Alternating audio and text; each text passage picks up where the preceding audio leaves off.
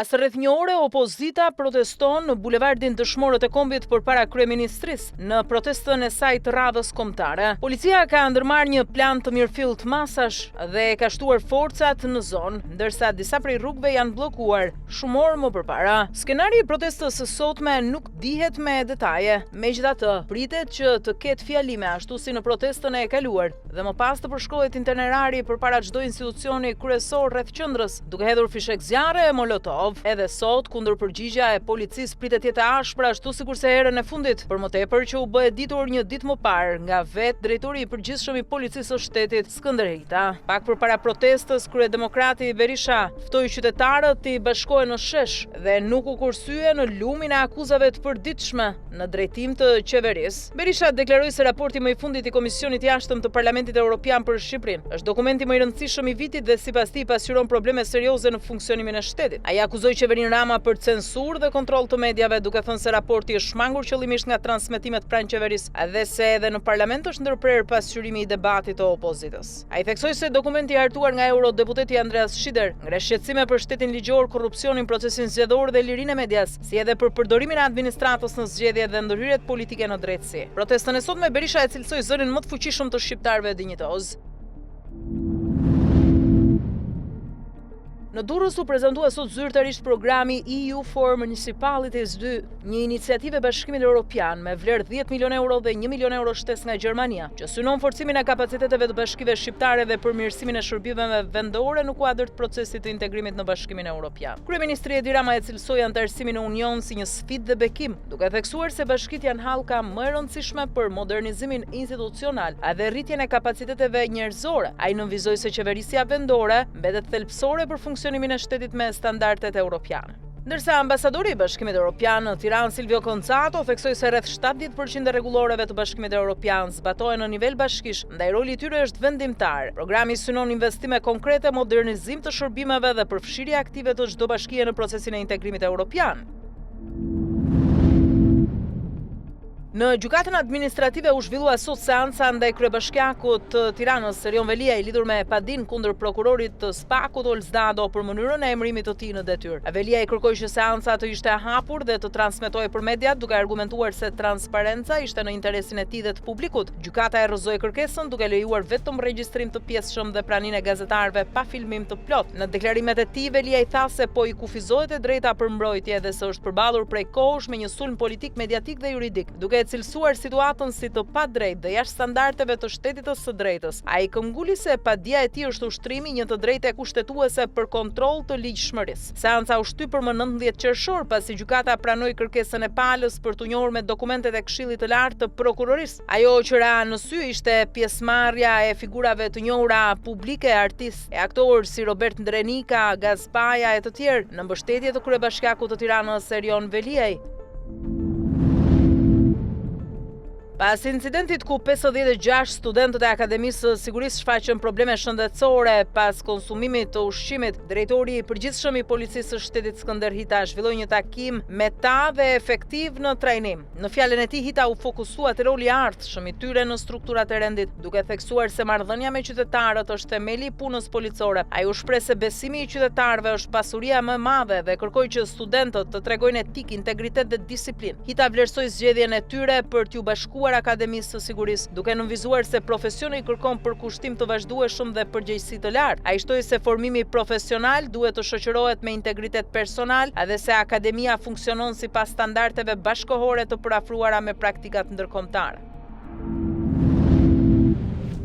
Policia zbardh vrasjen e mbrëmjes së kaluar që tronditi Sarandën, ku biznesmeni 66 vjeçare Xhepi Ismaili u vra me armëzjarri para lokalit të tij në zonën e Gjashtës. Sipas hetimeve, një grup prej rreth 10 personash ka hyrë në ambientet e biznesit, fillimisht me qëllim rrëmbimin e një personi tjetër, që më pas ka çuar në përshkallëzim të dhunës. Ismaili ka ndërhyrë për të mbrojtur të riun, duke kundërshtuar autorët me fjalët se nuk mund ta prekin në shtëpinë e tij, por situata ka degraduar në përplasje fizike dhe më pas përdorim armësh është zjarri. Ai është qelluar me plumb në kokë dhe ka humbur jetën në vend. Dyshohet se një prej autorëve identifikuar paraprakisht si Lulzim Tabaku ka qelluar i pari me armë, ndërsa gjatë shkëmbimit të zjarrit është plagosur edhe një tjetër pjesëtar i grupit, i cili për shumë orë rezultoi pa identifikuar, mirë po gjatë pasdites së sotme u vetë dorëzua në polici. Bëhet fjalë për Konstantin Voglin, 31 vjeç, banues në Shën Vasil të Himarës. Ai është transportuar drejt spitalit të Sarandës ku ka marrë ndihmën e parë. Vogli është marrë në pyetje nga prokuroria e çështjes, ndërkohë që pritet të transferohet drejt spitalit të Vlorës për mjekim më të specializuar, por edhe për çështje sigurie. 31 vjeçari dyshohet të jetë personi që kishte konflikt me 50 vjeçarin Tori Ruçi, edhe për këtë mendohet se ka thirrur disa miq të tij pasi e kishte pikasur në lokalin e Recep Ismailit. Konstantin Vogli rezulton person me precedent penal si drejtimi automjeteve në mënyrë të parregull, prodhim dhe shitje të lëndëve narkotike e kultivim të bimëve narkotike. Por nuk dihet nëse ka kryer dënim për këto vepra. Ismaili ishte pronar i karburantit dhe lokalit Vëllezërit Ismaili, si edhe kryetari i shoqatës Çamëria në Sarandë. Kjo e fundit ka reaguar duke e cilësuar atë një figurë të rëndësishme të çështjes Çame dhe ka kërkuar zbardhjen e menjëhershme të ngjarjes. Policia e Sarandës ka ngritur pika kontrolli dhe po vjon hetimet për identifikimin dhe kapjen e të gjithë personave të përfshirë në këtë ngjarje të rëndë.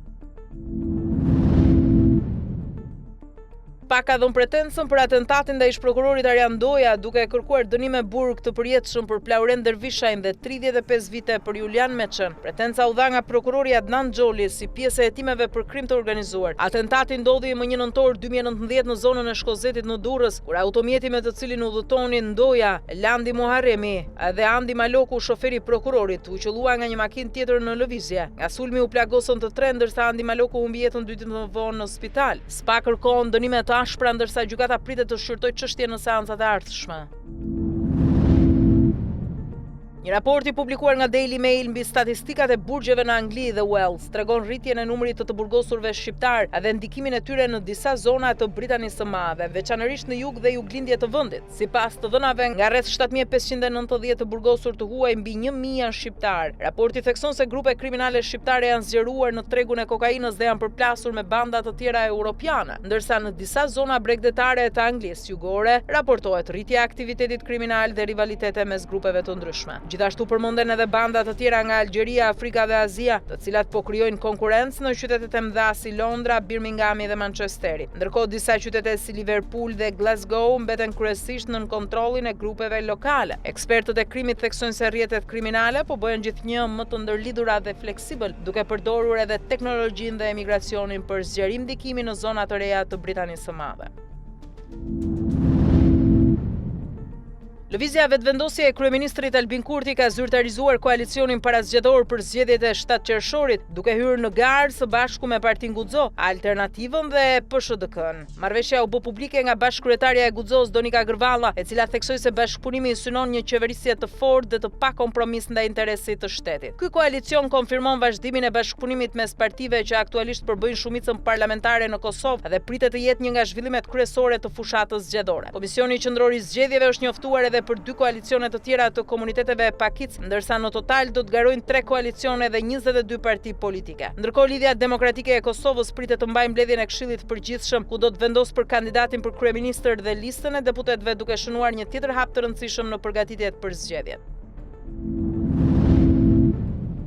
Sekretari Amerikan i Shtetit Marco Rubio deklaroi nga Roma se Shtetet e Bashkuara të Amerikës presin brenda ditës një përgjigje nga Irani lidhur me negociatat për përfundimin e konfliktit. Ai u shpreh se SHBA-t shpresojnë për një ofertë serioze nga Teherani. Rubio komentoi gjithashtu raportimet për një plan iranian për krijimin e një strukture të re që do të menaxhonte trafikun detar dhe taksat në ngushticën e Hormuzit, duke cilësuar një veprim të tillë si të papranueshëm nëse konfirmohet. Ai sqaroi se nuk ka diskutuar me kryeministren italiane Giorgia Meloni për tërheqjen e trupave amerikane nga Italia në një kohë kur SHBA ka njoftuar reduktimin e rreth 5000 trupave nga Gjermania dhe po shqyrton ndryshimet të mëtejshme të pranisë ushtarake në Europë. Rubio theksoi se SHBA-t mbeten mbështetëse të NATO-s, por kritikoi disa vende europiane, përfshirë Spanjën, duke i akuzuar se nuk kanë lejuar përdorimin e bazave të tyre ushtarake, çka sipas tij ka krijuar rreziqe në operacionet amerikane. Edhe nga Roma, Rubio, në emër të Trump, shprehu pak kënaqësi për NATO-n, duke thënë se vendet e aleancës refuzuan Amerikën dhe ky sipas tij do të jetë problemi i madh.